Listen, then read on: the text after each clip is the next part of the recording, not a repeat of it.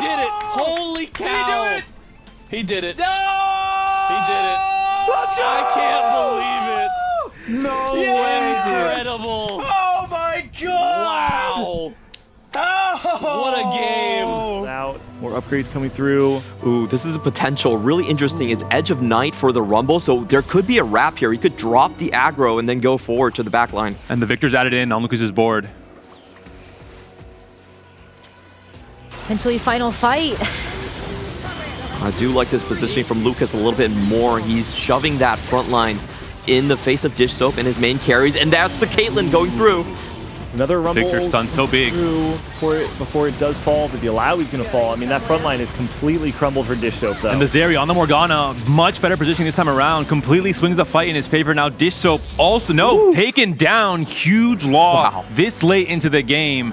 What a win from Lucas on Zeri of all comps. I mean, for Dishsoap as well, with 7 points in this first game, someone who's able to get, I think it was an 85% top 4 rate across this entire season domestically. He has a very clear path into getting himself into check in 3, maybe 4 games, and maybe a chance at a 2-time championship. At the start, needs the work to survive long enough towards those executes. Oh.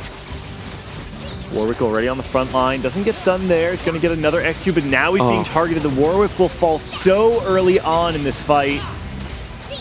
Corky's still up. The Omnivan from the Hodge is big. He cannot cast again. Wow. And that's going to be it. Dishsoap, the perfect player, takes a huge win in games to second place, first place, chance for maybe check in game 3. I want to see the gap, though, because we have 2 players at 15 points, which means that with a 4th place from either of them, next game they'll enter check.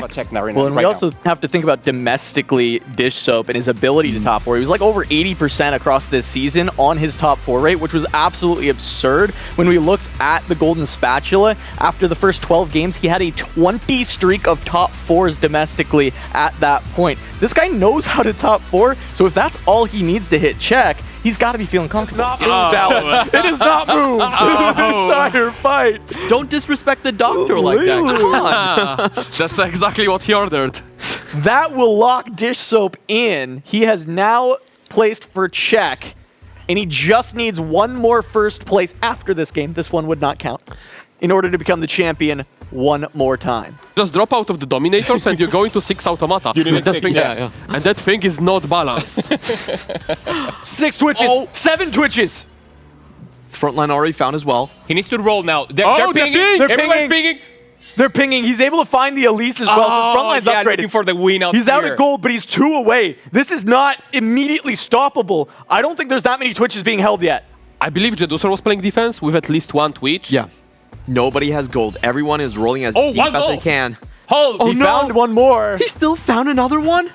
There's Caitlyn pair now. Now what? There could just be a drop of a duplicator. A duper or twitch. It could be the dupe and And it's it's very over. important that Okay, Mort, relax. And we know no one has another one in the store because we're actually seeing it right now. Oh, Yeah. that's So not they're still free. He's able to buy the Caitlyn. They're rolling. No they're twitches. trying to avoid it. Doesn't get it, but he can roll more. There's a lot down of the here. Warwick. It's about the speed. Jace 2. 2 helps. Oh, that's huge. K2 as well. I mean, we have to sell something. It's going for the burst damage because of that Randuin's. Everyone is bunched up. That's a great call, yes. If knows that faces most Okay, likely the ghost. It's a ghost. No changing positioning. Good. Now positioned her for the Elise. Perfect. Elise gonna get the a back huge line. stun. Does And there Twitch it have is. the damage? Hitting the Mel. Hitting also the Kog'Maw. Avoiding the ramp up.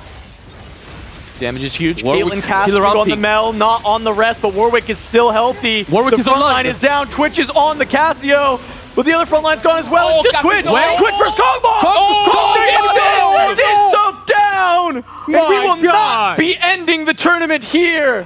The line has been held by Sao Pimi. Salpimi saves the lobby. He missed the CN Golden Age, but he's here to start it once more. That would put him within distance for a check next game. 18 points if he goes first place. Out comp unless you get the Akali 3 and the Twisted Fate 3. So pretty difficult. And Dishsoap. Dishsoap taking tower defense, opting into trying to find something that allows him to cap very high. Now, I will say, Firelight's a weird one.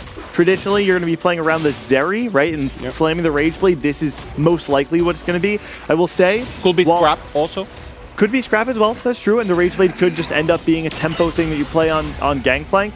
There's a handful of ways. That's a good call out. But I will say, if we are going Zeri, playing 4 Firelight is, one of the higher caps of that line. We did see Dish's board. He was not playing the kind of standard Scar on the board. A pair and a Garen. Pretty insane chop here for Dishsoap. Well, maybe that's why you're not playing the Scar now. Well, we do really want to get a Scar on this board as soon as we can, though. And this is Dishsoap's board.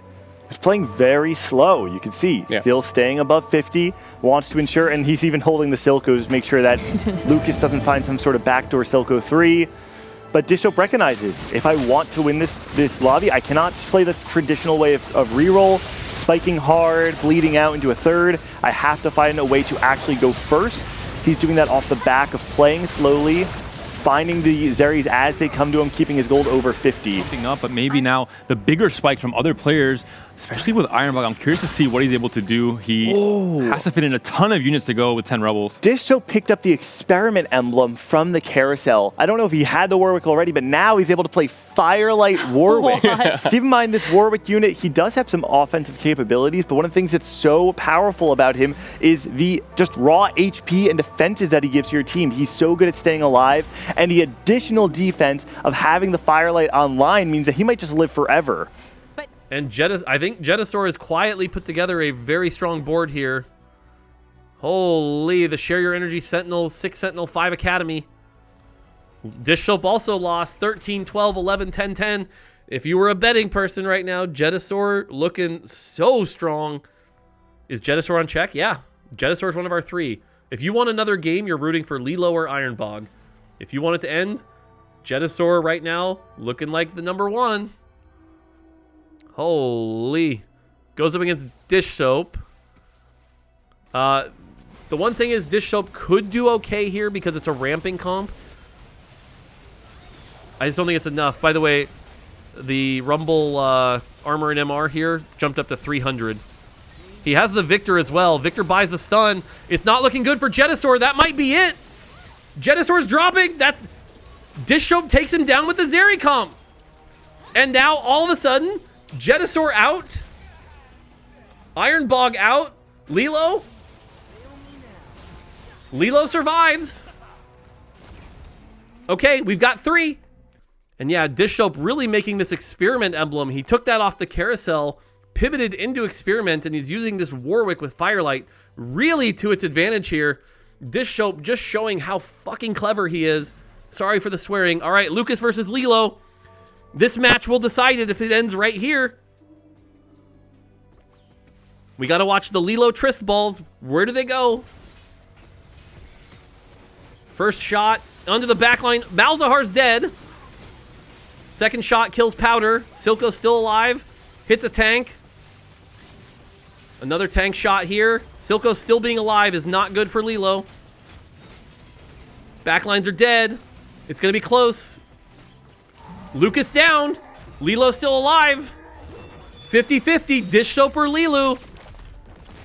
And what's wild here is, I know we joke about RNG game, but this is going to come down to Fishbones procs. Dishsoap could be your winner here, or Lilo could play spoiler here and go to check into a game 6. Lilo takes the Giant Slayer. You can see Dishsoap was kind of hoping for it. Goes for the BT instead. Likely the BT is going to end up on Warwick, I have to imagine. There's not really a way for this board to get any stronger. There's no gold to spend. The nice thing is, the Victor here making all the difference. It's going to buy time, that stun, so that Zeri with the 4 Firelight attack speed can ramp up. You can see the Zeri here. It's going to move the items. Okay, I think he's Edge of Knighting here. This is smart. I love this play from Dishsoap. He's putting the Edge of Night on the Zeri just to prevent the Fishbones roll. He's just doing it to prevent the Fishbones roll. I freaking love this play. Let's see how it goes. This is the match. Again, we've got to watch Zeri and Trist.